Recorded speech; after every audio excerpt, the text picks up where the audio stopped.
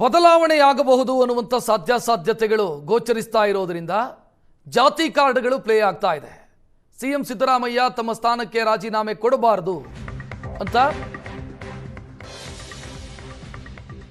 5 ವರ್ಷವೂ ಮುಖ್ಯಮಂತ್ರಿಯಾಗಿರಬೇಕು ಅಂತ ಬೆಂಗಳೂರಲ್ಲಿ ಅಹಿಂದ ಸಂಘಟನೆಯ ರಾಜ್ಯಾಧ್ಯಕ್ಷ ಸೋಮಶೇಖರ್ ಮಾತನಾಡಿದರು. ಕುರುಬ ಸಮುದಾಯದಿಂದ ಹೈಕಮಾಂಡ್ಗೆ ಪತ್ರ ಬರೀತೀವಿ, ನಾವು ಸಿದ್ದರಾಮಯ್ಯ ಅವರಿಗೆ ತೊಂದರೆ ಕೊಟ್ಟರೆ ಉಗ್ರ ಹೋರಾಟ ಮಾಡ್ತೀವಿ, ಸಿಎಂ ಅನ್ನು ಕೆಳಗಿಳಿಸೋದಕ್ಕೇನಾದರೂ ಮುಂದಾಯಿತು ಅಂತಂದ್ರೆ ಉಗ್ರ ಹೋರಾಟವನ್ನ ನಾವು ಕೈಗೆತ್ತಿಕೊಳ್ಳಬೇಕಾಗತ್ತೆ ಅಂತ ಸೋಮಶೇಖರ್ ಹೇಳಿದ್ದಾರೆ.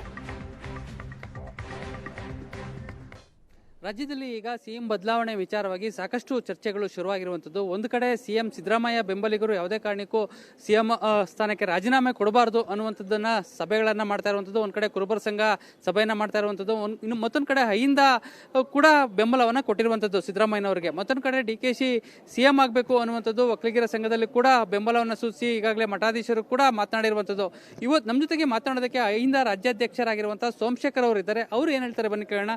ಸರ್, ಈಗಾಗಲೇ ಸಿದ್ದರಾಮಯ್ಯ ಅವ್ರಿಗೆ ಈಗೇನು ಎರಡೂವರೆ ವರ್ಷ ಮಾತುಕತೆಯಾಗಿ ಸಿಎಂ ಸ್ಥಾನವನ್ನು ಬಿಟ್ಕೊಡ್ಬೇಕು ಅನ್ನುವಂಥ ಒಂದು ಚರ್ಚೆ ಈಗ ಶುರುವಾಗಿರುವಂಥದ್ದು.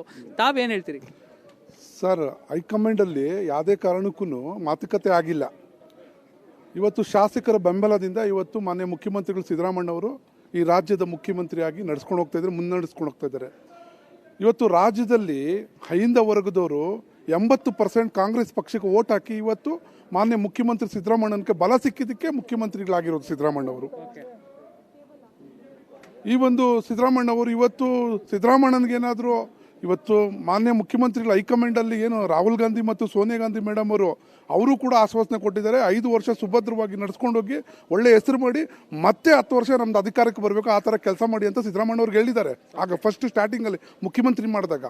ಇವತ್ತೇನಾದ್ರೂ ಇದೆಲ್ಲ ಏನಾದರೂ ಮಾಡಿದ್ರೆ ನಾವು ಅಹಿಂದ ವರ್ಗದವರು ಸುಮಾರು 80%, 6 ಕೋಟಿ ಜನಾಂಗದಲ್ಲಿ 80% ಅಹಿಂದ ವರ್ಗದವ್ರು ಇರೋದು. ಇವತ್ತು ರಾಜ್ಯದಲ್ಲಿ ಏನೋ ಸಿದ್ದರಾಮಯ್ಯನಿಗೇನೋ ತೊಂದರೆ ಕೊಟ್ಟರೆ ಜನ ಆಂದೋಲನ ಆಗ್ತೈತೆ. ಜನ ಆಂದೋಲನ ಆದರೆ ಈ ರಾಜ್ಯದಲ್ಲಿ ನಿಜವಾಗ್ಲೂ ಕೂಡ ಕಂಟ್ರೋಲ್ ಮಾಡೋಕ್ಕಾಗಲ್ಲ.